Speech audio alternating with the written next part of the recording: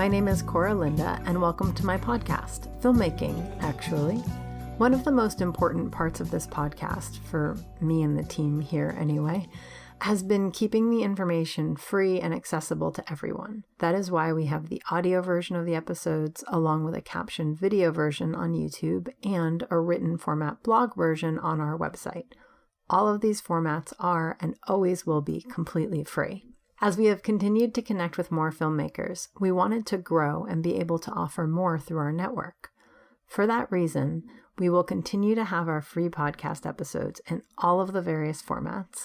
We actually have about 5 episodes recorded and 1 more ready to go that will all be coming soon. But big news! Dun, dun, dun. We also have branched out into the Patreon universe, where we will be hosting live panels and virtual events for a more interactive experience. Like I said, the Space Dream team and I feel very strongly about making as much content accessible to anyone who wants it. So you're welcome to stick around through our podcast episodes and enjoy everything we have to offer here. We will continue to record and release our episodes through the podcast. What the Patreon adds is the opportunity to gain additional access, along with some sneak peeks, behind-the-scenes content, and special access to live virtual events that you can be a part of. We do understand what it's like to have to operate on a tight budget, so out of respect for that, our Patreon tiers start at $1.99. All the tiers above that share the same benefits: live video workshops, Q&As, early access, exclusive content. All of that is available equally across all the main tiers. The idea is that those who have the means can support us at a higher level if they believe in the value of what we provide. Community, creativity, growth, all of that. For our podcast listeners, we will continue with our full episodes, and we will share select clips of the workshops we do on Patreon. In this case, I'm going to be sharing about 30 minutes worth of our very first virtual panel. To view the entire event, you can check out the link listed in the episode information, or you can go to patreon.com/spacedreamfilms. That's 1 space, 1 dream, and lots of films. With that, our first event was a live virtual panel with festival directors giving some inside baseball about judging, film selection, and festival programming. You can watch the entire event on our Patreon page. But for now, here is a preview with some behind the scenes of the world of film festivals. Quick heads up about sound quality. We were all recorded remotely, and with that capturing process came a few technical hurdles. So we appreciate your understanding on that front. This is something we will be tackling moving forward. All right, here it is. Enjoy! Hello, welcome to our first Space Productions hosted panel on film festivals. My name is Cora. I'm the president of Space Dream Productions, and I am honored to introduce you to our panelists. Seated next to me is Fernando Amigo. He is a filmmaker in his own right, with his first feature film gaining distribution through Amazon and big box stores like Best Buy and Target. He graduated from George Mason University with a double major in fine art and government politics, and began as a colorist for Marvel Comics Entertainment in California, starting with digitally coloring popular characters like Spider-Man, X-Men, and the Avengers, going on to design movie posters for studios such as Paramount and Universal Studios. In his free time, he works to empower other filmmakers as the director of the Go Independent Film Festival Network and the Nova Film Festival and Capital Film Market, which is the only indie film market on the East Coast. Thank you for being here. Next to him, we have executive director of the Horror Hound Film Festival, Zoe Judd, who first dove into filmmaking in high school, supported by her father, who ensured she had a VHS recorder and VCR for editing. She grew through college, starting her own production company and diving into commercial, documentary, and narrative film work. Her first feature, Devil's Groove, premiered at the New York City Film Festival and won Best Special Effects at the Fright Night Film Festival. Currently overseeing operations for the Horror Hound Film Festival and her own festival, F3, the Frankly Film Festival, Zoe works to support inclusivity and independent filmmaking while continuing to work on her own projects. Next to her is former city producer for the Tampa 48-Hour Film Project up through 2021, Wendy Robbins. She is a U.S. Army veteran who was in broadcast journalism and public affairs specialist. She is the founder of Dandelion Publishing. Her philosophy is that when some people see dandelions, they only see weeds. They don't see infinite wishes just waiting to be made. When you support a filmmakers through running fast and furious 48-hour film weekends, help hundreds of films be made through 2 days of madness and encouragement that embodies her idea that life is all about how you frame it. And next to her is Ebony Roberts. In love with film since she was 7, following her communications broadcasting degree from the University of Pittsburgh, writer, producer, director Ebony Roberts was inspired to use her artistic voice to evoke social justice during 2020, following the murders of Breonna Taylor and George Floyd. Her festival is named for her short film, United We Heal, and highlights filmmakers of color who have films that amplify social issues, prompts healing, and uplifts their community. That was hard for me to apologize. Next to her is multi-award-winning filmmaker and online professor of film at the Los Angeles Film School, T.L. Westgate, who is a lauded filmmaker with an Emmy, Kelly, and multiple festival awards, but not Best Picture in the Spy category last weekend. I'm sorry. Apparently, I was told that I am the first female to beat you, so that I got pulled aside afterwards. Anyway, I'm sorry. In 2017, he started the Fantasy Short Film Festival, which showcases science fiction and fantasy shorts. So there you have it. That is our panel. Thank you all for being here. You are all way overqualified, and I'm really honored to share with everybody. I love that. I guess the applause makes actual applause sounds. Cool. So I'm going to go ahead and just jump right in. I'm a filmmaker, and I did the deep end of film festivals, and it's been a learning curve over the last, 6 or 7 years, kind of going through. And there's a lot of difference, even within singular festivals. We just had feedback from one judge that said, good Lord, Spaceship and Coralinda are my new favorite filmmakers. This thing was astoundingly good. I've never given multiple 10s, blah, blah, blah, blah. And then that exact same festival had a judge that called out our hair and makeup and was like, there was no makeup used. And I was like, there's a shot of her face all beat. What are you talking about? And it was the exact same festival. So I'm really curious to get some insight into your guys' world, because I only have the receiving end. And then I judge for a script writing competition as part of the festival. And I'm always surprised. I'll read something and I'll be like, this is amazing. And then I'm like, where are the nominations? Or I'll read something and I'll be like, okay, good job. They wrote a script, and it wins everything. And I'm like, what's wrong with me? So I'm really excited to get your guys' perspectives on all of that. With that, the first question, and we'll have you just all go down. What does a film festival director do? Starting with you, Mr. Nico. I'm still trying to figure that out. It's been almost 10 years. One year I'm going to get it right. Well, Cora, you and I have had a relationship for a number of years now, so it's going to be a diatribe of mine. My go-to junket answer for that general question is I just see myself as a facilitator.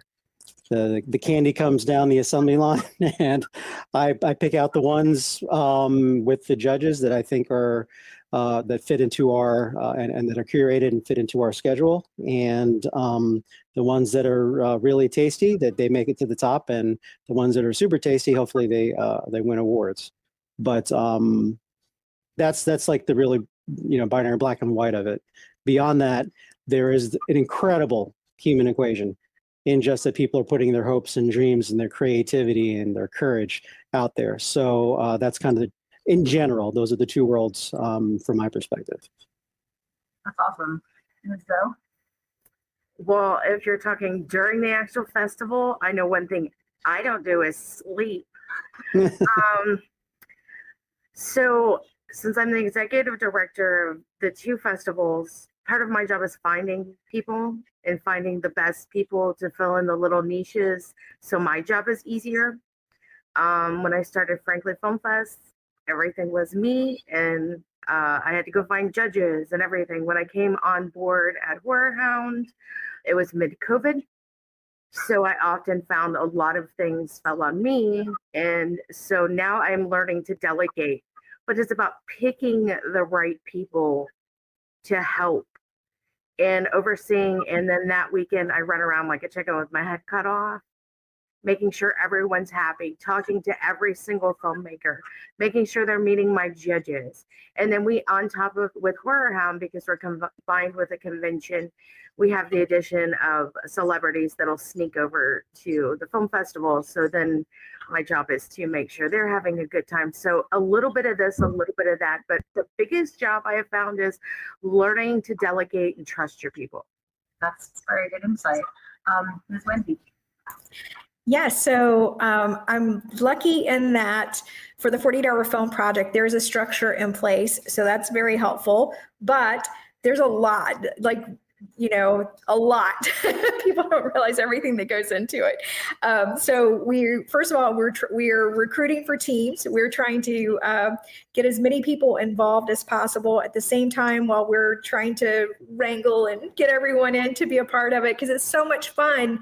And I guess pretty much all the city producers, we've all competed at one point. So we want other people to experience the madness and the joy and the lack of sleep. And by the way, I totally get what the other producers are saying. Like, there's no sleep for us at all. So it goes beyond just the 48 hours. So as we're trying to get the teams, then we're also negotiating with the theater. And that's often, we'll think we have a contract and things are set in place. And then it's like, all of a sudden, oh no, not really, because there's so much fine print. So, you know, it's just craziness with that. Then of course, the weekend itself, the screening, the award ceremony, any meet and greets that happen along the way. And then the hardest part of all is, even though you encourage everyone to read the rules, you go over the rules, inevitably every single year there has been at least one team that hasn't followed the rules. And that's the part that is just heartbreaking, that, you know, somebody has poured so much of their soul into something, but you have to keep things fair, and you have to have that tough conversation of saying, I'm so sorry, but you didn't follow the rules. And so that's the hardest part of all, probably even more so than the hours and the lack of sleep and everything else, because you do want people to be able to have their work seen. So I always encourage everyone, don't let this be the end. Let this be the starting point, and take that amazing film and go to other festivals and get it out there, because it's worth seeing. Awesome. Ms. Ebony. Hey, everybody. So I think I'm a little bit blessed. This is my first festival. I decided to put it together this year, and I had a really good team behind me. So, I mean, it's been a challenge, but it has also been fun and a learning experience. And we've all been on board. I mean, our festival, we made it manageable. So we made it an evening of screening films, short films that we really, you know, on a topic of social justice that we really believe in. So it's really been something that's been exciting and fun to us. And I mean, my job as a director has just been trusting my team 100%, and they've come through at every turn. I mean, any challenges we've had, we've been able to work them out together, just staying in constant communication and really being able to lean into them has been amazing. So I mean, my job has been easy so far. So we debut on the 20th of June. So, you know, things are ramping up, but it's been great. That's awesome. What are some of the functions that, like, what are some of the functions? So some of the functions, I've had my hands in everything, from recruiting for films to sponsorships to finding the venue and just anything you can think of. I'm constantly emailing. Like, the emails don't stop, DMing people don't stop. Like, it's just like constantly communicating with somebody at every hour of the day. Like, it doesn't even matter. It could be 4 a.m. I'm still emailing people, still trying to get things done and make sure everything's in line. And it's just taking that ownership of everything. And then making sure that I again, like what everybody else is saying, delegate the proper responsibility to the people on my team that will take care of the loose ends, if you will. No, that's awesome.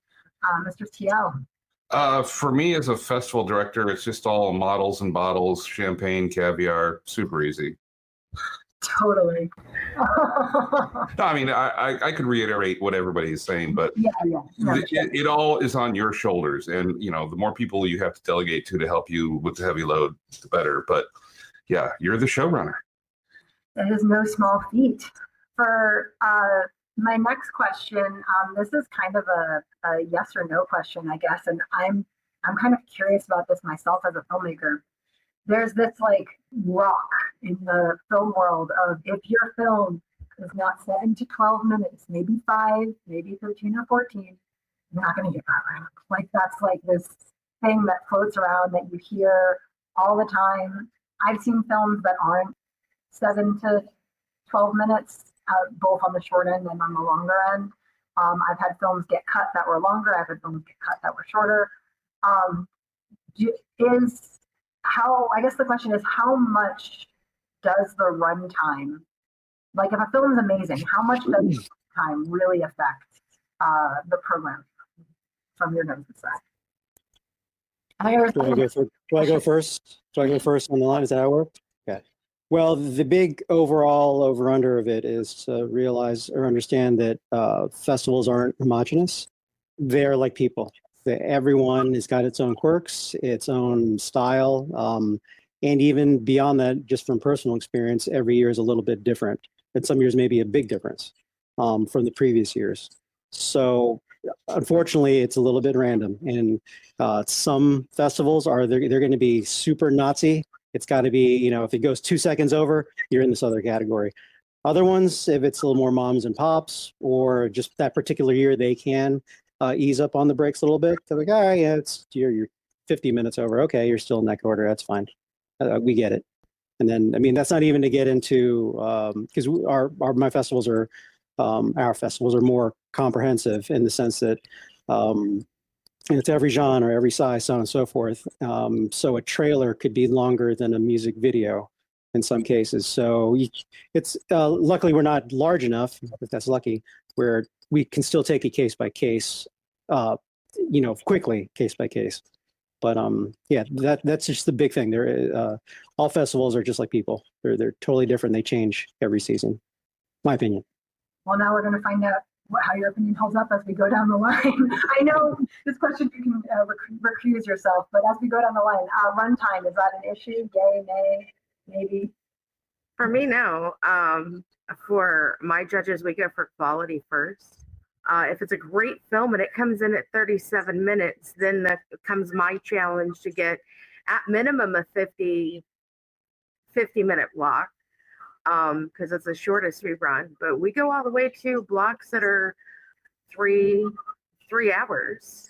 Of course, that includes all the promotion beforehand. That includes the Q&A afterwards. But if it's a good film, yes. However,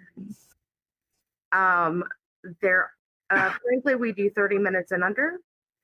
So I have found that, frankly, sometimes it's easier to program because I know everybody's going to be 30 minutes, except for a couple seasons ago when somebody sent me a 3-hour movie and I was like, oh, you submitted a 3-hour movie to a shorts? Not sure. They even had it in the shorts category. And I was like, okay. But it's more about quality. And I have been given the kind of carte blanche that we don't have cookie cutter blocks. Our blocks are not, you have to run 2 hours.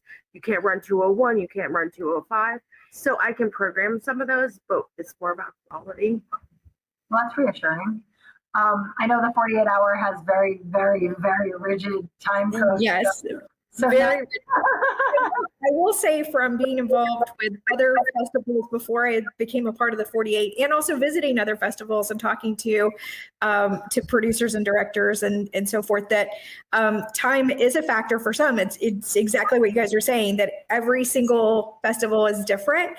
But of course, if you have a shorter film, I would say you probably do have a higher chance of getting in, because there are a lot of festivals that they want to be able to show as many films as possible. So if yours is 20 minutes long, or, goes on and on and on, one, you better be able to hold their attention or it's never even going to make it in.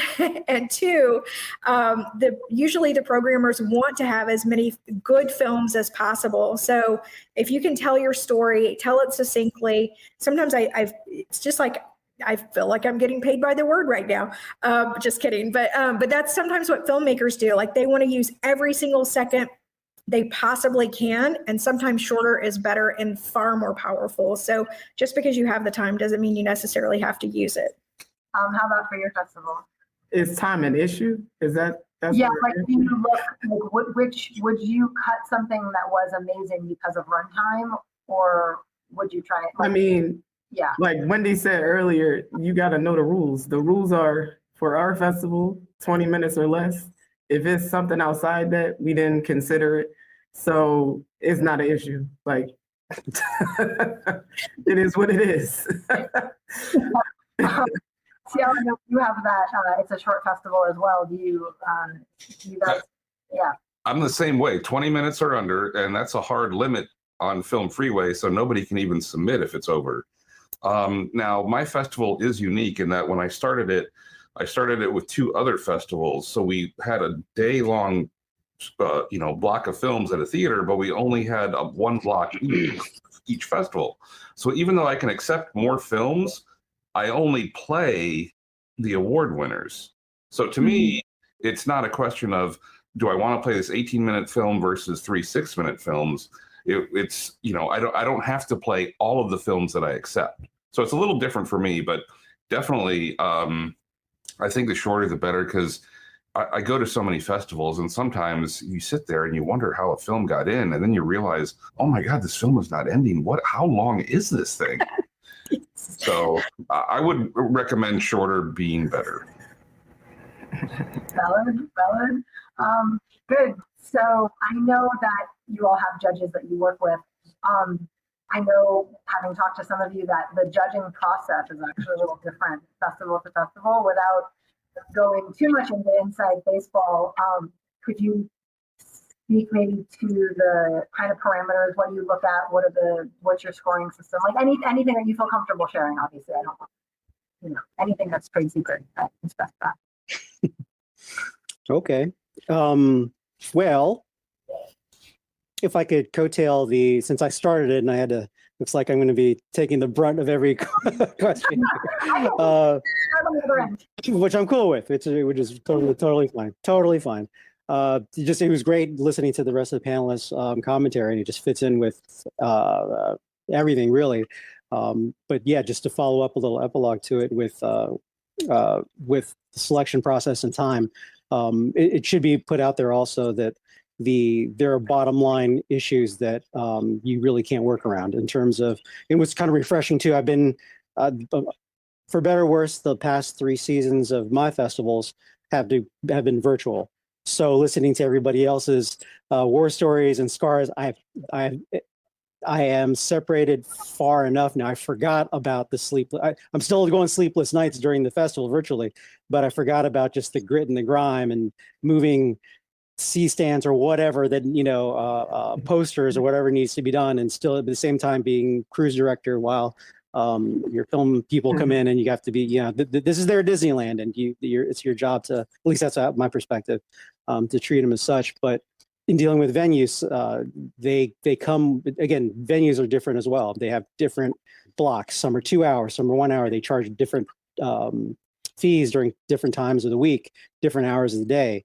So sometimes you have to make a bottom line call. You could have like 20 great documentaries, at least in our case, feature length, but real world, no one wants to go watch a documentary, let alone maybe one 45-minute, okay, maybe an hour more if they really, really into the subject matter, but no one's going to go back to back to back documentaries. So you have to make that, there's a judgment call there.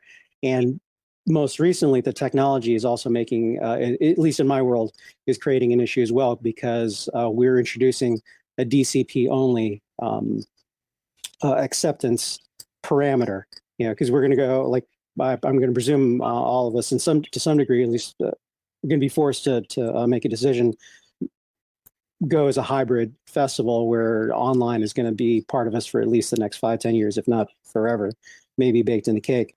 So that just Yeah, I hope so. Just as like, not everyone Yeah. can afford the travel if they can.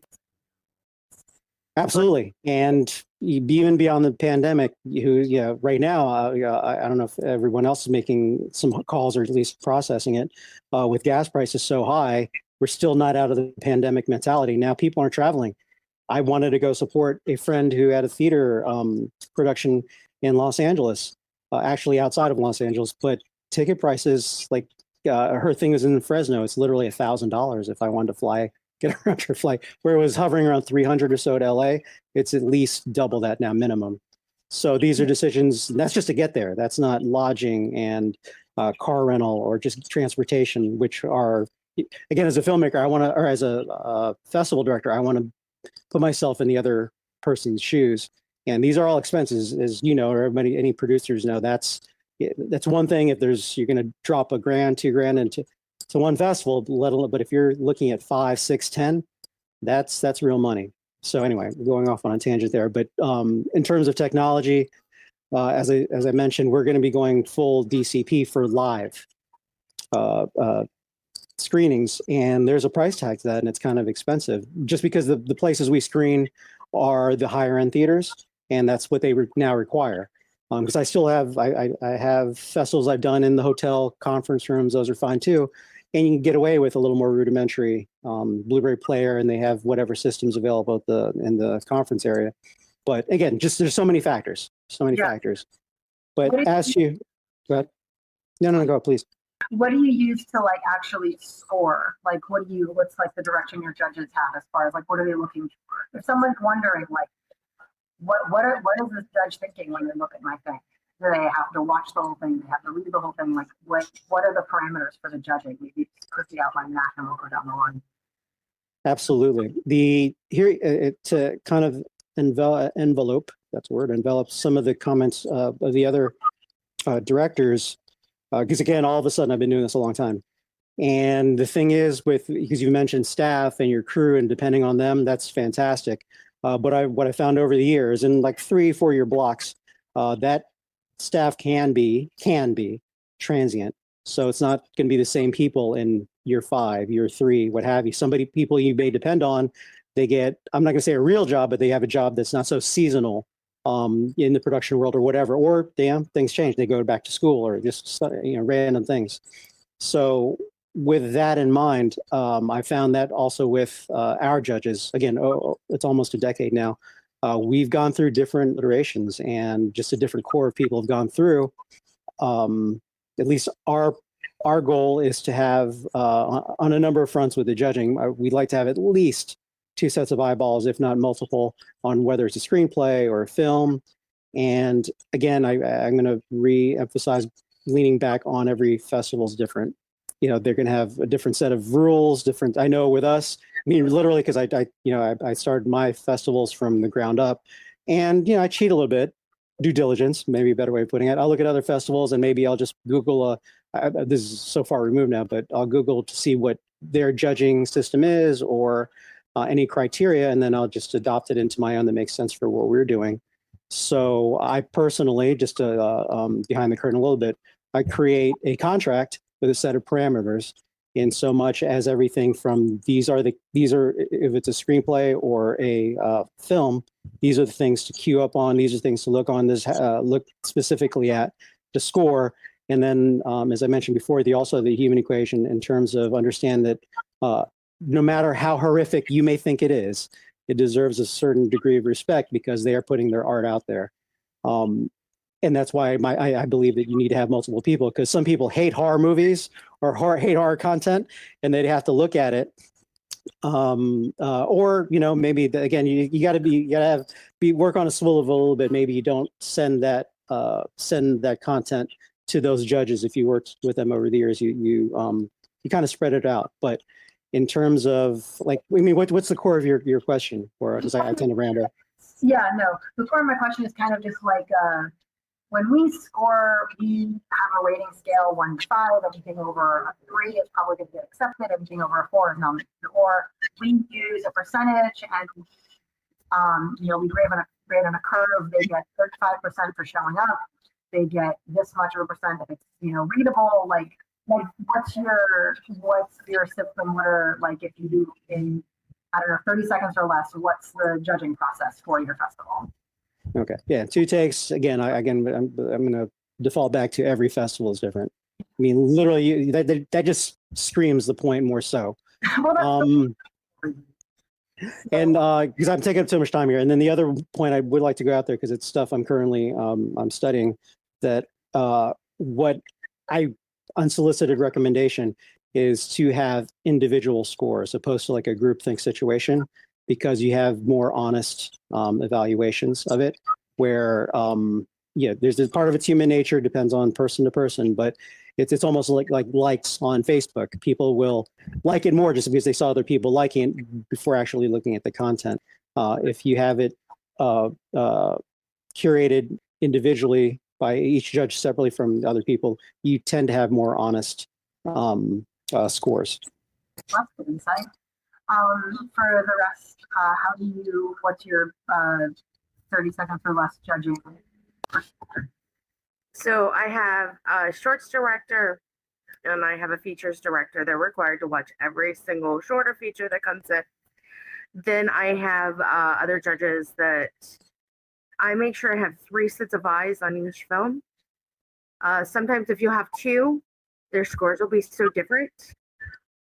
So I have 3, and then I sit down with the features director and the shorts director, and we go through, and if it's below a mean score of 5 and below, it's kicked. And then we put them in subcategories. This is our 5s to our 7s. This is our 7s to our 9s, and these are our 9s and above.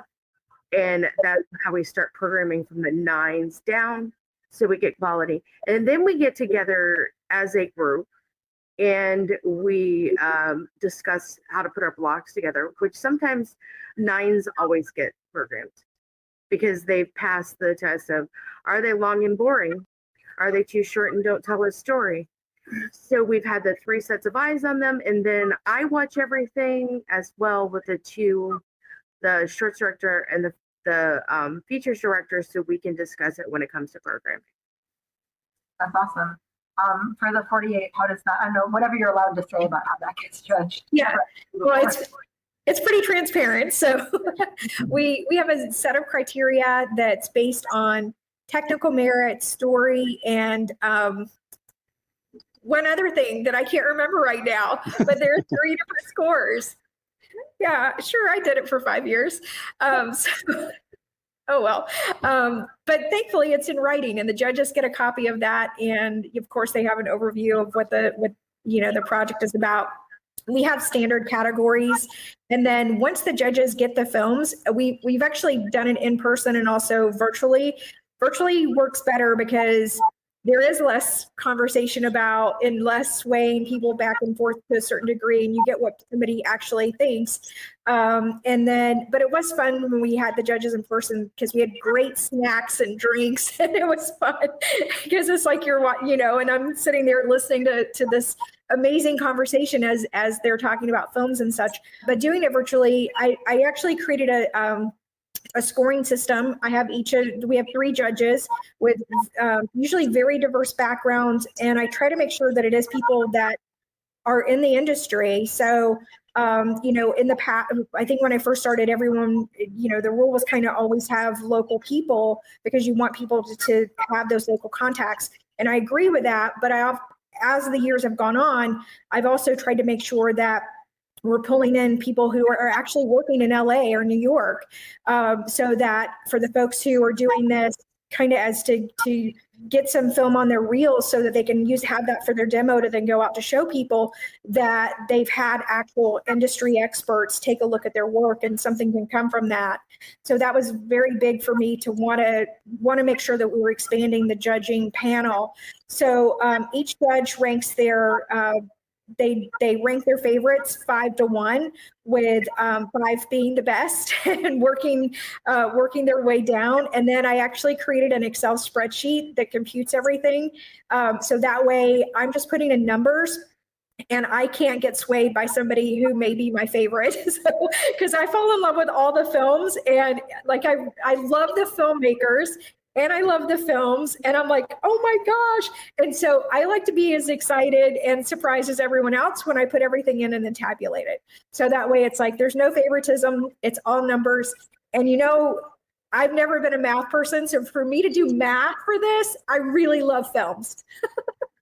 So that's how we do it. That's amazing. How did you do yours for the judging? So there were 5 people on the judging panel.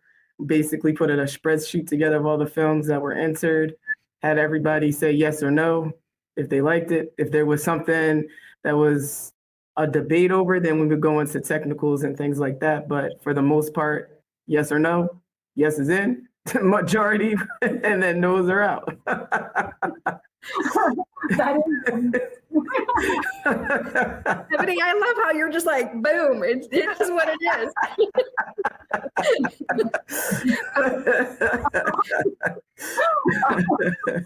Yeah, how do you judge? Well, we have a 10-point scale. Basically, it's just like school. If you got a D or above, you're in. But again, we don't have to play all the films that get in. So if we had to whittle it down to only films that we played, it'd be a little higher barrier to entry. But, the higher the points, the more chances you are going to have of getting an award as well as getting in. Awesome. Cool. I thank you guys for all of the behind the scenes. So there you have it. Thank you to everyone who joined us and to our audience who asked some very awesome questions we were able to get answered as part of that panel. Again, if you'd like to check out the entire thing, you can go to patreon.com/spacedreamfilms. I look forward to sharing more with you all. I hope that this episode has been helpful, and good luck with all of your festival submissions. All right, that's it. Bye. You've been listening to Filmmaking Actually with Cora Linda, Space Dream Productions podcast. Subscribe to us on any or all the podcast platforms, but we especially recommend our sponsor, Anchor. If you like what you hear, leave us 5-star ratings and positive reviews on iTunes and Stitcher. It helps more listeners like you discover the show. But the best thing you can do if you really like the show is tell a friend. Want to leave a comment or ask a question? Email at filmmakingactually@gmail.com. This is Spacey speaking, and this joke doesn't have a punchline, but don't worry, we'll fix it in post. And we'll see you next time.